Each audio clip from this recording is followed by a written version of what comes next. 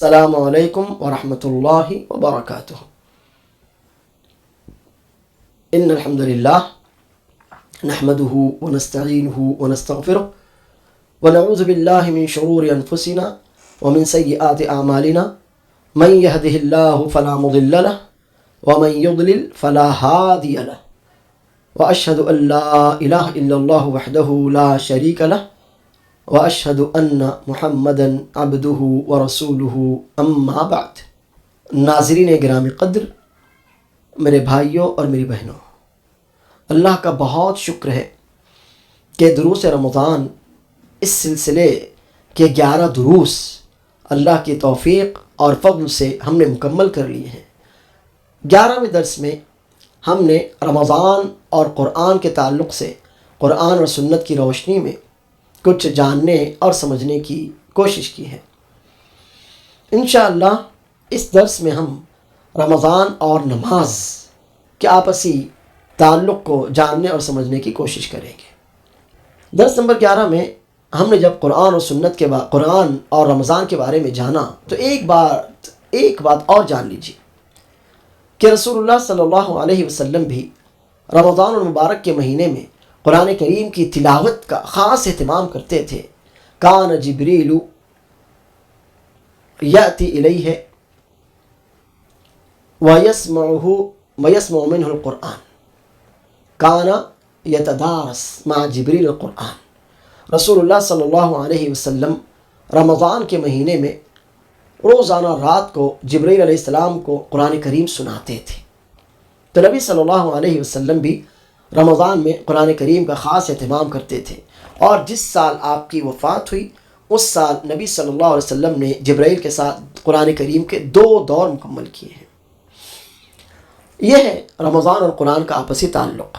اب انشاءاللہ اس سلسلے کے اس 12ویں درس میں ہم رمضان اور صلاۃ، رمضان اور نماز، اس تعلق سے کچھ باتیں جاننے اور سیکھنے کی کوشش کریں گے۔ اللہ تعالی ہمیں علم کے ساتھ عمل کی اور عمل کے ساتھ تبلیغ کی بھی توفیق عطا فرمائے، آمین۔ سورہ بقرہ میں اللہ تعالیٰ فرماتا ہے وَاسْتَعِینُوا بِالصَّبْرِ وَالصَّلَاةِ وَإِنَّهَا لَكَبِيرَةٌ إِلَّا عَلَى الْخَاشِعِينَ۔ اللہ سے مدد مانگو۔ وسیلہ کیا اختیار کرو اللہ کی مدد حاصل کرنے کا؟ صبر اور صلاۃ۔ ہمارے کئی مفسرین رحمہم اللہ نے صبر سے مراد روزہ لیا ہے، اور روزے کا اصل تعلق رمضان سے ہے۔ وَإِنَّهَا، اور یقیناً یہ، یعنی اللہ عز و جل کی مدد مانگنا، اللہ کی مدد کا حصول اور اس کے لیے صبر اور صلاۃ کا وسیلہ آسان نہیں ہے کہ انسان صبر بھی کرتا رہے، اللہ سے مدد مانگتا رہے اور اللہ کی مدد آنے کا منتظر بھی رہے۔ آسان نہیں ہے انسان نماز پڑھے اور نماز کے ذریعے اللہ کی مدد مانگے، آسان نہیں ہے۔ الا علی الخاشعین، ہاں، وَإِنَّهَا لَكَبِيرَةٌ إِلَّا عَلَى الْخَاشِعِينَ الَّذِينَ يَظُنُّونَ أَنَّهُمْ مُلَاقُو رَبِّهِمْ وَأَنَّهُمْ إِلَيْهِ رَاجِعُونَ۔ آسان نہیں ہے، آسان ان لوگوں کے لیے ہے جو اللہ کا خوف رکھتے ہیں، اللہ کے لیے خشوع اور عاجزی اختیار کرتے ہیں۔ یہ وہ لوگ ہیں جو اللہ سے ملاقات کی امید رکھتے ہیں، یعنی اللہ سے ملاقات پر ایمان رکھتے ہیں، اور یہی وہ لوگ ہیں جو یقین رکھتے ہیں کہ وہ پلٹ کر اللہ کی طرف ہی جانے والے ہیں۔ دیکھا آپ نے، اللہ عز و جل نے صبر اور صلاۃ کے ذریعے مدد مانگنے کا حکم دیا، تو صلاۃ کے ساتھ صبر کا تذکرہ، صبر تو عام ہے کہ آدمی اللہ سے دعا بھی مانگے اور دعا کے آثار ظاہر ہونے تک وہ اللہ کی خاطر صبر کرتا رہے، شکوے شکایت نہ کرے، چیخ پکار شور ہنگامہ نہ کرے، بے صبری کا مظاہرہ نہ کرے، یہ بھی صبر ہے۔ لیکن صلاۃ کے ساتھ اس کا تذکرہ ہوا تو کئی مفسرین کہتے ہیں کہ اس سے مراد ہے روزہ۔ تو معلوم ہوا کہ روزے اور نماز کا بھی آپس میں بہت گہرا تعلق ہے۔ اب وہ لوگ ذرا اپنا جائزہ لیں جو روزہ رکھتے تو ہیں مگر نمازیں چھوڑ چھوڑ کر اپنے گھروں میں سوئے پڑے رہتے ہیں. سحری کی جی بھر کر اچھی طرح سے پیٹ بھر گیا، اب سو گئے. فجر چھوڑ دی، ظہر چھوڑ دی. اور کتنے تو نعوذ باللہ ایسے بدنصیب بھی ہوں گے، اللہ عافیت میں رکھے، جو فجر ظہر عصر تینوں نمازیں چھوڑ دیتے ہوں گے اور افطار سے پہلے انہیں ہلا ہلا کر اٹھایا جاتا ہوگا کہ چلو بھائی افطار کا ٹائم ہو گیا، افطار کر لو. کیسے مسلمان ہیں؟ روزے سے ہیں، اور روزے سے پہلے کا جو رکن ہے، روزے سے پہلے جس رکن کے بارے میں اللہ تعالیٰ پوچھنے والا ہے، اس میں اتنی کوتاہی. اگر کوئی مسلمان نماز کی پابندی نہ کر سکے تو اس کے اسلام میں ہی شک ہے. کوئی مسلمان نمازوں سے اتنا غافل ہو کہ نمازوں پر نمازیں چھوڑ دیتا ہو تو کیسا مسلمان ہو سکتا ہے؟ اور اگر ہے بھی تو پکا سچا مضبوط مسلمان تو ہو ہی نہیں سکتا. چاہے وہ جان بوجھ کر نماز چھوڑے یا وہ غفلت، کاہلی، سستی میں نماز چھوڑ دے، یہ کیسا مسلمان ہو سکتا ہے؟ ٹھیک ہے، کوئی عذر ہے، کوئی مجبوری ہے، آدمی سو گیا تھا، کوئی جگانے والا نہیں آیا، بہت زیادہ تھکا ہوا تھا، جاگ نہیں سکا، ایسی کوئی بات ہے تو انشاءاللہ کوئی حرج نہیں. مگر پھر اقیم الصلاۃ لذکری، من نام عن الصلاۃ او نسیها فلیصلیها اذا ذکرها. اللہ نے حکم دیا ہے کہ میرے ذکر کی خاطر نمازیں قائم کرو. اور نبی کریم صلی اللہ علیہ وسلم فرماتے ہیں کہ اگر کوئی نماز سے سویا رہ جائے یا بھول جائے، کسی کام میں آپ اتنے زیادہ منہمک مصروف رہے کہ نماز کے وقت کا آپ کو احساس ہی نہیں ہو سکا، اذان کی آواز پر آپ دھیان نہیں دے سکے، بس مصروف تھے آپ، کوئی بہت ہی عجیب طرح کی الجھن تھی، یا کسی کام میں سے آپ نکل ہی نہیں سکے. مثلا کوئی ڈاکٹر ہے، مریض کا آپریشن کر رہا تھا اور وہ آپریشن چھوڑ کے جا نہیں سکتا تھا، ایسی کوئی مجبوری ہے، ایسا کوئی مسئلہ ہے، آدمی نماز نہیں پڑھ سکا، تو فَلْيُصَلِّهَا إِذَا ذَكَرَهَا، جب بھی اسے یاد آئے کہ میری نماز رہ گئی ہے فوراً وہ نماز پڑھے. حتیٰ کہ بہت سے علماء تو یہ کہتے ہیں کہ چھوٹی ہوئی نمازوں کی قضا فجر اور عصر کے بعد بھی ہو سکتی ہے. حتیٰ کہ اس وقت نماز پڑھنا ممنوع ہے، سورج نکلتے وقت، سورج ڈوبتے وقت، اس وقت بھی چھوٹی ہوئی نمازوں کی قضا کی جا سکتی ہے، کیونکہ اللہ فرماتا ہے اقیم الصلاۃ لذکری، میرے ذکر کے لیے نماز قائم کرو. نبی کریم صلی اللہ علیہ وسلم فرماتے ہیں فلیصلیھا اذا ذکرھا، جب بھی اسے یاد آئے فوراً وہ نماز پڑھ لے. یہ تو ہے نماز کی اہمیت. اور رسول اللہ صلی اللہ علیہ وسلم فرماتے ہیں اول ما يحاسب به العبد يوم القيامة صلاته فإن صلحت صلح له سائر عمله وإن فسدت فسد سائر عمله. قیامت کے دن بندے سے سب سے پہلے اس کی نماز کا ہی حساب لیا جائے گا. یہ 5 وقت کی نمازیں آپ پر اللہ نے فرض کی تھی. آپ 12 13 14 15 سال کی عمر میں بالغ ہوئے تھے. اس کے بعد سے لے کر وفات تک آپ 80 سال 100 سال دنیا میں رہے. بتائیے آپ نے نمازوں کا حق کہاں تک ادا کیا؟ نمازیں آپ نے وقت پر پڑھیں، بے وقت پڑھیں. نمازیں آپ مرد تھے، باجماعت پڑھیں، جماعت چھوڑ کر پڑھیں. نمازیں پورے خشوع و خضوع کے ساتھ پڑھیں یا بس یوں ہی آ گئیں پڑھ لیں. نمازوں کی آپ نے کہاں تک پابندی کی، کہاں تک اہتمام کیا، کہاں تک ان کو مکمل طور پر ادا کیا، اور کہاں تک آپ ان میں کوتاہی کرتے رہے، ان میں نقص کے شکار ہوتے رہے.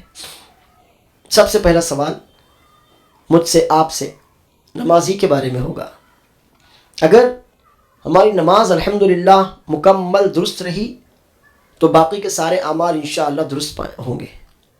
اور اگر نماز میں ہی بگاڑ رہا، نماز ناقص نامکمل رہی، نماز میں ہی کوتاہیاں رہیں کہ فجر پڑھتے تھے ظہر غائب، یا عصر پڑھتے تھے فجر غائب تھی، مغرب پڑھتے تھے عشاء غائب تھی، کئی بار ہمارے ایسے بھی دن طلوع ہوئے کہ ہم نے نمازیں نہیں پڑھیں. اللہ عافیت میں رکھے، اللہ محفوظ رکھے، نسأل اللہ العافیہ. تو پھر اگر ایسا حال رہا فسد لہ سائر عملہ، تو بقیہ اعمال بھی سارے کے سارے بگڑنے ہی والے ہیں. اور وہ آدمی پکا مسلمان کیسے ہو سکتا ہے جو نمازوں میں کوتاہی برتے اور پھر یہ دعویٰ کرے کہ میں تو روزے رکھتا ہوں، میں زکوٰۃ دیتا ہوں، میں حج کرتا ہوں؟ نہیں.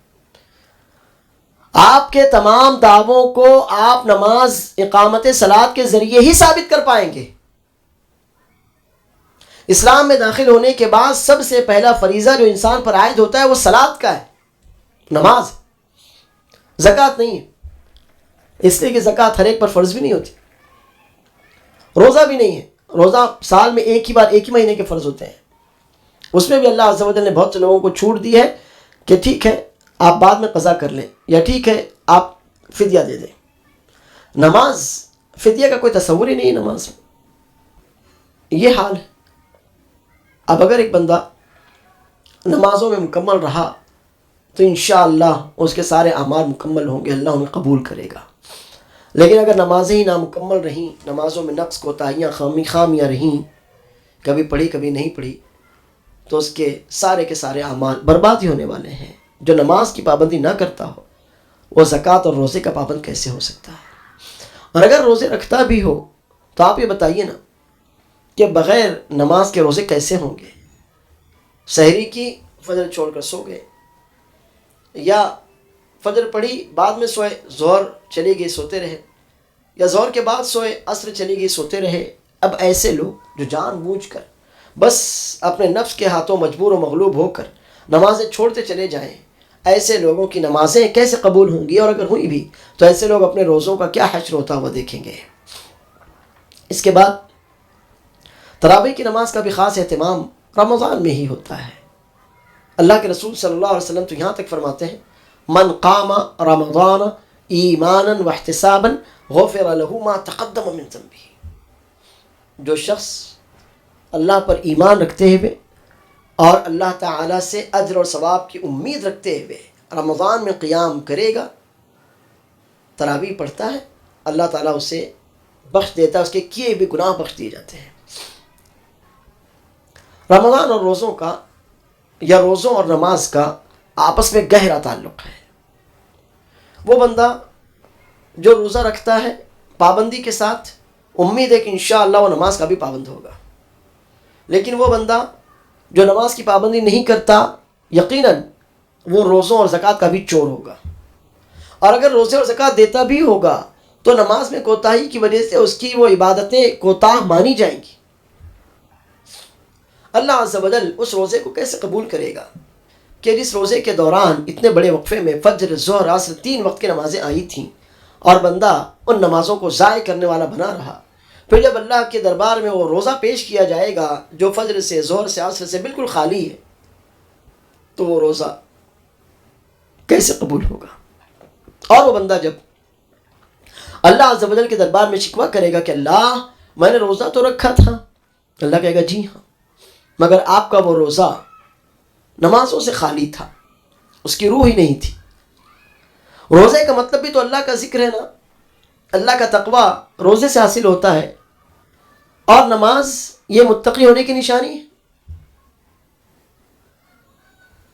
اللہ فرماتا ہے الف لام میم ذالک الکتاب لا ریب فیہ ھدی للمتقین الذین یؤمنون بالغیب ویقیمون الصلاۃ ومما رزقناہم ینفقون۔ متقیوں کی علامت ہی ہے اقامت صلاۃ۔ الف لام میم، یقیناً یہ کتاب اللہ عز و جل کی طرف سے، اس میں کوئی شک و شبہ نہیں، اور یہ متقیوں کے لیے سبب ہدایت ہے۔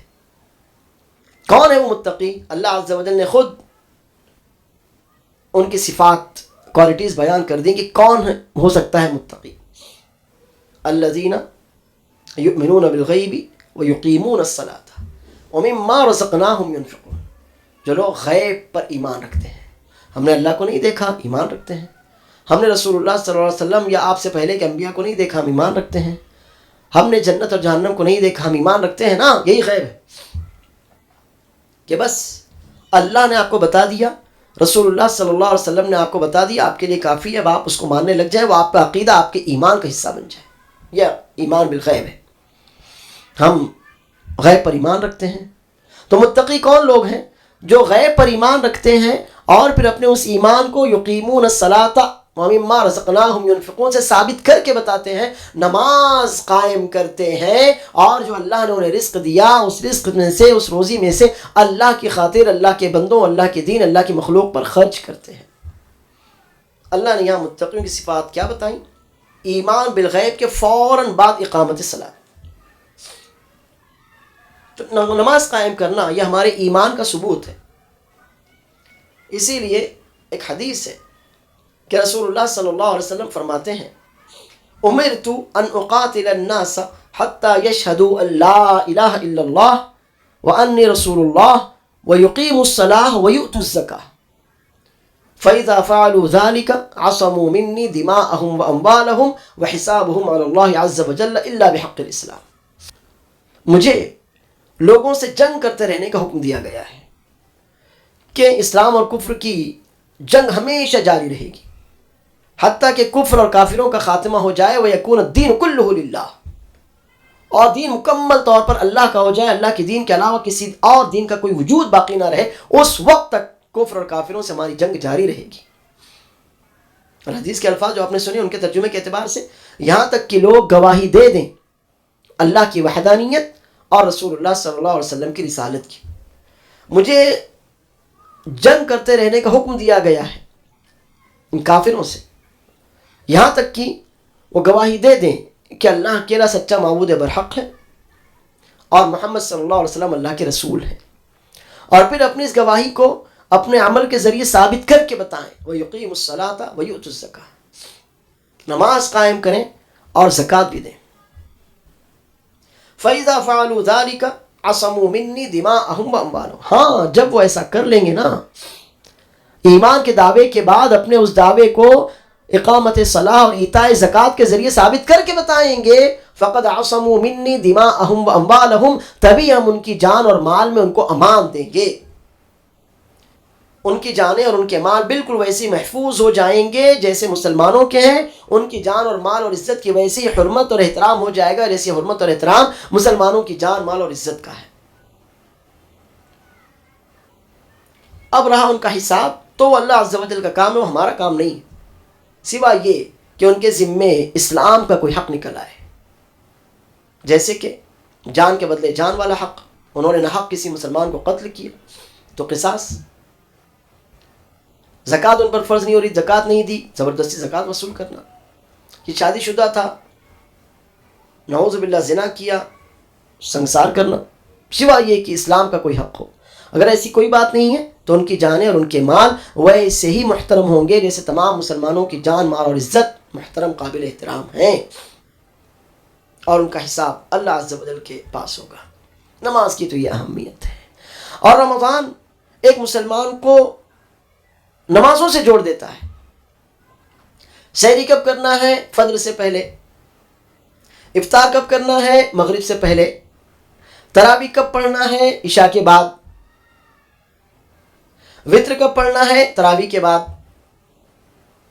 مکمل طور پر ہم نمازوں سے جڑ گئے. اور جو شخص رمضان میں بھی نماز سے نہ جڑ سکے تو رمضان کے بعد وہ نماز سے اور دور ہی ہونے والا ہے. رمضان کے بعد پھر اس کو اتنی آسانی سے نمازوں کے قائم کرنے اور نمازوں کی پابندی کی توفیق نہیں مل سکتی. اس لیے اچھی طرح یاد رکھیے کہ رمضان نمازوں سے جڑ جانے کا مہینہ ہے.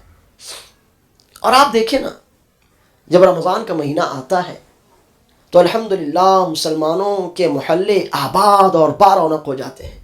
ہماری مسجدیں جو 11 مہینے میں تقریباً ویران ہو چکی تھیں، دوبارہ سے اللہ عز و جل انہیں نمازیوں کی آبادی سے آباد کر دیتا ہے. کیسے رمضان کا اثر ہے کہ وہ لوگ جو عام دنوں میں نماز نہیں پڑھتے تھے، کچے نمازی تھے، کبھی پڑھتے کبھی نہیں بھی پڑھتے تھے، ماشاءاللہ آپ انہیں پائیں گے کہ جیسے رمضان کا چاند طلوع ہوا نماز میں حاضر ہونے والے سب سے پہلے لوگ وہی. وہ لوگ جن کی نمازیں چھوٹ جاتی تھیں الحمدللہ رمضان کی برکت سے اب ان کی رکعتیں بھی نہیں چھوٹتی ہیں.